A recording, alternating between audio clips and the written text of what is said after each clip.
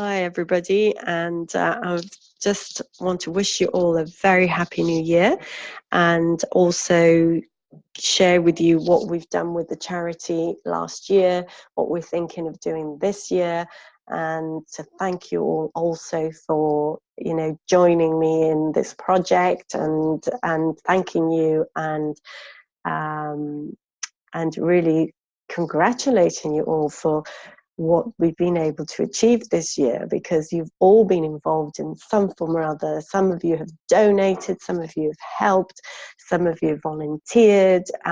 It's just been amazing how people have responded, and a lot has been done. So I've prepared a presentation to show you how things have evolved last year. So if this works properly, I should be able to share that with you. So let's have a look. Let's share that. Here we go. Let's see, full screen, see if that works. Yay, technology, it works. Okay, so this is the Sai Gita School. As you can see, it's quite a nice building. It's quite nice, inviting colours, and it's quite peaceful, even though there's a lot of children there. So I just want to introduce you to Sai Gita, who's an amazing woman. She runs this school, that it's her life. She doesn't really do much else than run this school, and she does it so lovely and in such a loving way. The children see her as a mother. It's quite an impressive setup and organisation. And Winfried is the other director of the school. They both worked together. I suppose he's like an uncle to the children. And also I want to introduce you to Françoise. She's a French lady, a very, very special lady. She went on holiday to India some 18, 19 years ago with her rucksack full of rupees that she changed at the airport, and she left all the money in India, gave it to Sai Gita to start this school. And I call it the Miracle School because it's really the work from these two amazing, brave women who started this from nothing, with the only intention to help some of the poorest children in India. And they have achieved something extraordinary, which is that this is one of the best performing schools in the region. So it just blows my mind. So I came into this January 2018, just a year ago, and to help in the health side of this. And this is really what I want to explain to you, what we've done and what we've achieved. So first of all, I want to introduce you to the team. So this is me celebrating my birthday in India at the school with the children, and this is Mr. Vadgama, who passed away actually the month before I went to India. He was the big inspiration for me to start this project. He did a big medical camp the year he passed away. He was very sick already, but he did everything he could do against all odds to go and do this eye camp. And he was a great charity person, and we worked together for many years doing mantra events around the world. And I suppose he inspired me to also, rather than work on the spiritual side, to also work on the humanitarian side. So even though he's no longer with us, to me he's a very big part of this project. Also, I want to introduce you to Dr. Upadhyay. Now, Dr. Upadhyay is an amazing person. He had worked 14 years for Mother Teresa. I mean, not many people got that opportunity. He was one of her doctors, and he travels around the world treating people with a group of doctors. They go to the most difficult places sometimes to treat, after some major hurricane or tsunami, or just places that need medical help, just generally, because it's just not available. So they do an amazing work. So Dr. Upadhyay is the medical consultant and advisor. He has so many years of charity experience that everything I do, I sort of discuss with him first, because he has the experience which I really don't. So and also because what I've started here is a lot of it's medical. He is really one of the main people in taking the decisions for this project. And then I want to introduce you to Mr. Patel. I call him the local agent, Agent Patel.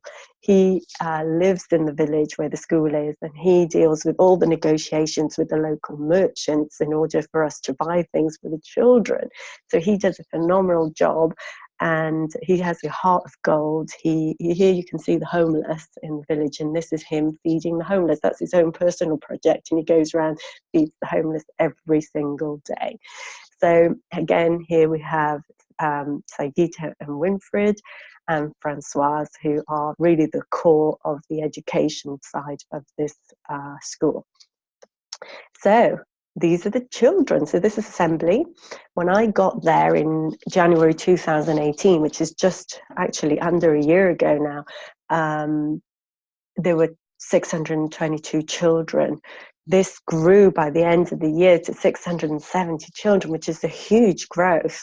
And the reason for this is that these children have brothers and sisters, and the year started, they break up in April, and then they come back. I think they come back in June, July, and they have brothers and sisters, and in a family it's very difficult to have some of them educated and some not. So it's an extremely difficult decision for Saigita and Winfried every year to what do they do with the brothers and sisters. So I'll show you what we've done this year to help the situation and making more room to educate more children. Also, what I wanted to say also is that this school has excellent exam results, some of the best exam results in the whole region, which is incredible when you think that these are very poor children.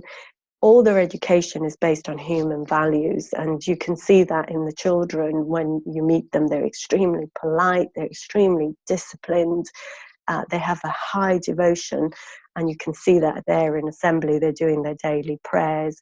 They're obviously Hindus because they're in the south of India, and they follow their own religions and their own traditions. And it's very beautiful to see the discipline, and they're just so joyful because they're so happy to be getting educated. Well, I remember getting up to go to school every day and not thinking it was such a good idea. These children just absolutely love that opportunity to be educated, and it's also their ticket out of poverty. There's no real other way for them out of poverty other than through education. So these are the children. So this was the first project I worked on when I was in India in January, February. And this we did in January, 2 doctors that Dr. Upadhyay sent, 2 eye doctors. They screened 622 children, which was all of them at the time. And from those, 112 of them needed glasses. So, which, if my math's correct, that is 18% of the children needed glasses, which I'm told that is a normal amount. And I was working on a ratio around 20%. So we also worked with a local supplier. So Dr. Upadhyay was actually in India in December, the December before we started this project, doing a big medical camp. He went up to this village, and together with the local agent, Mr. Patel, went to the local optician, and he chose the glasses. And the glasses are brilliant because you can sort of twist them without breaking them, because obviously with them being children, it's very easy for them to break them. So I was really glad that Dr. Upadhyay got to actually physically choose those glasses, just because he was in India doing a medical camp. So yeah, so these are most of the glasses we gave out. They're all the same, by the way, so there's no difference for the children. They're different colours. The children can choose sort of the colours depending on what's there in the boxes we give them. So, there's no, because at one stage we were thinking, people could give frames, and then they were going to be different. Some are going to be designer names. And also we didn't feel very comfortable about giving secondhand glasses. They needed, if we were our own children, we would buy them new glasses. And that's exactly what we did. And that way they're all looking the same, and there's no jealousy between them or anything like that. So that was the glasses. Also, the the teachers needed glasses. Now, what was interesting to me is that, I was quite new to this, and that the teachers' salaries are quite low, and especially in charity schools. So, for them, getting glasses is quite an expensive ordeal. So we got them glasses, a lot of them bifocal, because they have to, being a teacher, you need to read and you need to look at your classroom. So you need to have so bifocals, if you do need them, are very, very useful. So we took the decision to buy bifocals. We bought 17 glasses and in total, and I think out of that, about 11 were bifocals. So we also bought glasses for the extended staff, which is, also the cleaners, the people who just look after the buildings as well, who work there on a daily basis. You can see the really smart, the teachers with their saris, they always look very smart. So while I was there, and this is my friend Claudine, who I was in India with, we went to the supermarket and we got a rickshaw, and we just bought boxes and boxes of toothpaste to give to the children and start a whole dental hygiene program. My friend, the agent Patel, he went out and negotiated prices for toothbrushes. And that's how the whole thing started. It was very much, I had an idea, go out, and we just did it in very, very little time, because we were due to come home. But we thought, okay, let's just go out, buy toothbrushes and educate them that they have to brush their teeth every day. I asked them at assembly, how many times do you think you should brush your teeth? And they all said once a day, and I was told that was the norm. So we're trying to educate them that it has to be twice a day. So anyway, so that was 220, but 22 actually, because there were 222 children. So there they are. So they were very happy. Actually, one of them gave me some sweets as a thank you, which really touched me, because if a child that has nothing to give you, even a sweet, is such a touching experience. And then this happened. I went to, while I was in India, I asked to go to see where the children lived. So I went home for lunch with 5 children, and 2 of them had shoes, the other 3 didn't have shoes, and the roads were really dirty. And I was really nervous all the time about them not having shoes. And so when I came back, I called Dr. Upadhyay. And of course, I hadn't noticed the children didn't have shoes, because in India, you don't wear shoes inside the school or inside homes or buildings. You don't really wear shoes, especially in this area where I was. So I was really surprised that they didn't have shoes also when they went out of the school. So when I called Dr. Upadhyay, I told him I was very concerned about this and the health risks of this, which he confirmed were very big, because scorpion bites are a big issue. Cobras are a big issue, especially for boys playing football in the bushes. And infection, just any cut getting badly infected, you could use a leg. So, and also then I found out that some children had died due to cobra bites. So there started the gift of shoes, which was buying them all shoes, to making sure they all had shoes and that they all had the same shoes, so there's no jealousy between them again. And none of them are hurt, because they get very hurt actually. I found that you've got to be really careful, because we did an event and it was another story. We did an event there. We did a mantra event with the older children, and the little children were very upset that they weren't invited. So it really taught me that, there has to be inclusive, and it has to be fair, and it has to be the same for everybody. So, but so here you can see these are the boys open up their boxes, and the smiles on the faces are getting their nice shoes. You can see they're really sturdy. This is what we chose with Dr. Upadhyay for the boys.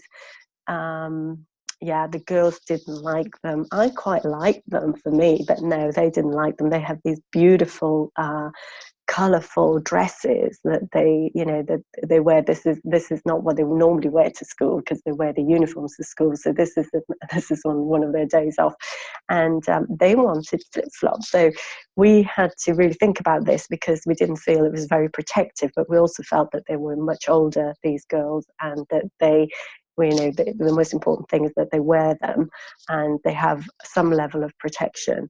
They won't be playing football in the bushes like the boys will. So we weren't that concerned about them at the moment, like we would, as you will see, we are with the younger children. So that was them. They were very happy with their sandals. So then in April, after that, in April also, I started doing the sponsorship program, like Francoise has started many, many years ago in France and Switzerland, because some of my friends, rather than helping all the children, like with with dental hygiene or with glasses, they thought, how can we sponsor a child? Let's help a child. And that's a beautiful way to help a child, because you're sponsoring their education, which is the way out of poverty. So so then started, this little girl was actually sponsored by my mum, and these are her brother and sister, and by her being sponsored, you're actually helping the whole family, and motivating them to really study hard, because the sister's being sponsored. So what the sister's getting here, she gets, by being sponsored, she gets the full education, and also she gets after school classes in case she's falling behind in any subject. She gets all the books, she gets 2 uniforms, school cultural activities. There's lots of events in India. There's loads of events happening all the time. There's the India Day, there's the Children's Day, there's these big Indian festivals that they celebrate. And it's great because they get to dance and they get to act, and it gives them lots of confidence, and they just love that.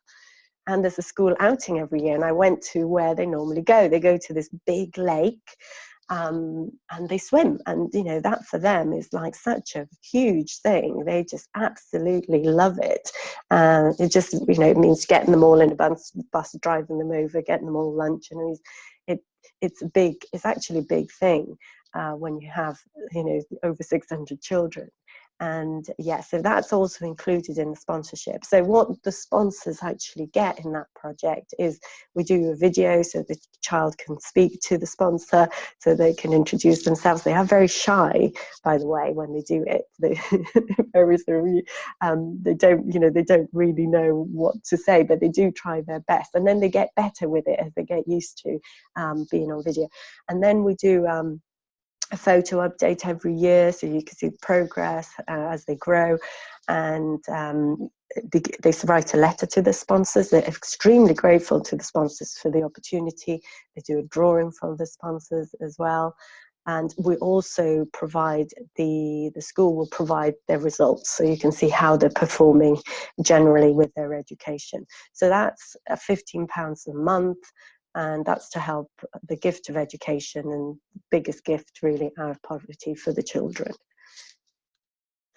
So then in September, we got the little ones' shoes. And by the way, I called the shoe project the gift of shoes, but I also call it the Cinderella project. And the reason for that is that we don't know what their shoe size is, because many of them don't have shoes, so we can't ask them what's your shoe size. They just don't know. So we have to buy sample shoes, get the teachers to get them to try, the children to try them on, and then teachers have to write all, name by name what the sizes are based on trying on the shoes, a bit like Cinderella. So that's why I call it the Cinderella project. So here you are. These are the boys. They love bright colours. So these are these bright color. They're like Crocs. These were chosen by Dr. Upadhyay. They have, like Crocs, they have holes, so they're ventilated, but they're protected from scorpions or snakes as much as we can, because we need to have open shoes, because it's quite hot in India. So these are the girls they have like little pictures on their shoes. They really like them. And actually we gave the children some examples of shoes, and these are the ones they liked, because they were multicolored. So they liked those. So we bought 305 shoes for junior school, and that was in September 2018. Then started dental screening. So here what we can see is already we started in September. In September there was 650 children in the school. So talking to Dr. Padia, Dr. Padia said that dentists had to go to the school, so the children didn't move out of the school and that they could be screened in the school. So here you have one of the dentists screening the children actually in the school. So they took, I think they did it over 3 or 4 Saturdays. They screened all the children. And from those 650 children that were screened, there were 172 that needed treatment. And so far, we've treated 107 and we have 75 to go. 65 to go. And that's because they're treating the dentists, they're treating the children every Saturday, because that's the only day they have available. So the children are coming through in batches. So here you see the children, these 172 children, they have to go to their clinic. It's in the village, but it's a bit far away. So it means that the parents have to take them there. And then they get, a lot of them, I've seen the reports so far, a lot of them have fillings. And I think this is because sugar, sweets are cheap, and they're easy and cheap to buy, and it's ruining them, a lot of them, of their teeth. If there's the percentage is much higher here to the glasses. So this is something we need to look at with dental hygiene, education about what they eat, and to keep away from sweets, really. So that's them having treatment, little boy there, and this girl here. And so that takes place on Saturdays. So, right, let's look at the next one. Okay, so this was dental hygiene. If you remember, me and my friend went out and we bought loads and loads of toothbrush in the local supermarket and brought them back on a rickshaw. Took them to school in a rickshaw. Now it's a bit more organised. The actual dentist, he is one of the dentists here giving out the toothbrushes and toothpaste.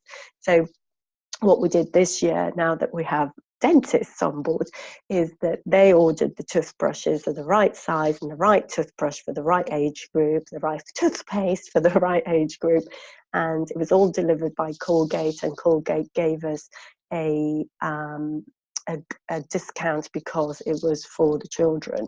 So that's great. So we no longer have to go to India and go and buy stuff and put it in a rickshaw. It's all sort of now managed by the dentist. So I'm very grateful to the dentist for organising that for the children. It's a fabulous job they've done there. You can see the boxes here arriving directly from Colgate, and children waiting and getting their toothbrush and toothpaste. When we gave out the toothbrushes and toothpaste in February last year, they were just so happy to get a toothbrush and a toothpaste. You wouldn't believe it. So it's difficult for us in the West to understand this, what the meaning for them is, and also the meaning that people care about them. That's just so incredibly important. And then the next thing we did in September, September was a busy month, I can see. We helped finish this building. Now, when I was in India in February, I asked Saigita, the school director, what her biggest need was for the school. And she answered, our biggest need is room. The children are cramped in the rooms, in the classrooms. We need to get more children because their brothers and sisters need to come to the school. They're already cramped in the classrooms. So they started building this building that you can see here is like nearly finished, in the courtyard of the school. This is part of the playground, and they couldn't finish it. They just didn't have the funds to finish it. So we came in. This was probably the biggest project that we've been involved in, and we managed to help them finish these classrooms into beautiful classrooms of really high quality, as you can see here. So there are 3 classrooms for the smaller children, and you can see down here there are 3 additional outdoor classrooms, with the blackboards are there, so the children can also be taught outside as well as in the classrooms. And also, they can play in this area as well, and there's no classrooms on. Obviously, it depends on the heat and the time of the year from where they can use the outside classrooms. So, but it's a really beautiful building and very, very well constructed. So we were very, very pleased with this because it allowed the children to also increase to now 670. So a beautiful project there, and thank you for everybody who helped with that, because that was a major change for the school. Then what we did in October is we worked with a charity called Women and Girls, and they work with menstruation and sanitary protection, and they did a survey where they asked the girls in menstruation age about their periods, and it was quite disturbing, because what we found is that 50% of them didn't know anything about menstruation. Most of them thought they were sick when they had a period, and the majority of them found the whole thing very embarrassing. So whilst we started this initially as a pure sanitation, getting the girls sanitary protection and working with this charity to achieve that in the best ecological and health way for the children, it brought out a whole lot of things about educating women on women's health. So this year we have to tackle this one, because I think educating women on these things is so critical. And I suppose it's like probably my grandmother's generation would have had this sort of situation. I don't know, but you know, in this day and age, there's no need for any of this to actually be happening. So 2019. So what are we planning for 2019? So for 2019, we will continue to do what we did last year. We will do the glasses, so we'll have to look at the children, screen them again, see what the situation is this year. We will continue with dental treatment and dental hygiene, and we will continue with shoes, because obviously the shoes will have broken in a year's time and children grow. So there's all that to be dealt with as well. So we will continue. It's worked well, and we will continue in the same way. The gift of education, so the other one was the gift of health. The gift of education, which is sponsoring a child, which is a more personal approach, that will continue as is for anybody who wants more of a personal approach. So the other project that's been added in this year is the bicycle project. Now, this was a very good idea that came from Françoise, who runs the French charity, because some children walk about 5 kilometers to school, and they have these extremely heavy rucksacks. They're like nearly 5 kilos. And for a child, I mean, I couldn't carry it, never mind a child, and they have no other choice. So Frances had this great idea, but let's get them bikes. They can ride to school and get the bike to take the weight from the rucksack. So this is what's been happening. So the bikes cost £45 each, and you can see here they share them. In India, everything's used to the maximum. So here you have 1 and 2 girls going home on this bike. So that's the project. So I think we still need another 15 bikes. So if anybody's interested in buying a bike for a child so they can ride to school rather than having to carry this extremely heavy rucksack for 5 kilometers. So it's only for children that live 5 kilometers or more from the school, and obviously an age where they can ride a bike. So that's the other project. The other thing is, as I told you, women's health is an issue. So we found out with the help of Women and Girls Charity. And so on board, we have Uma Gordon coming on board, who is a consultant gynecologist and a specialist in reproductive medicine. So she is going to, thanks to technology and what we're doing now, that kind of video conferencing type thing, we will be educating the girls from the UK. And also when Mrs. Gordon will be in India on medical camps or on her own, she will also be visiting the schools and having more one-to-one approach with the girls. But initially we will be doing video conferencing with the girls and educating them on women's health. So I'm really happy about that, because that's something that we really need to work on, and we can make very big improvements very quickly. The other thing that we're investigating, because this is a biggie, is the Breakfast Project. And now I've been thinking about this for months last year, and it's a very big project, and the more I get into investigating, I realize how big this is. But recently I found out that the Indian government is actually helping schools run breakfast projects. So that's one of the things we'll be looking at this year, is how we can involve the Indian government in helping us pay for part of this breakfast project, because we have 670 children that we want to help with breakfast. And the reason for this is that, the teeth issues, that, we're treating the teeth, we're helping them with glasses, but really the fundamental thing here is nutrition. So we need to make sure that we are giving something to these children, if we can, at breakfast, so they can start the school and concentrate at school as best they can and get the right level of nutrition. So I read this report that's called the Global Nutrition Report, that was in 2016, and it said that 70% of children in India are undernourished. And I found that extremely worrying, because we are working with very poor children. So our children are totally in that target of children that are undernourished. So this is a project that we have to take seriously, and if we can do it, we should do it if we can. So it's still under investigation, and I will keep you updated how this is progressing, and whether we start very gradually, and what the Indian government's going to say about participating, and whatever, wherever it goes and wherever it takes us.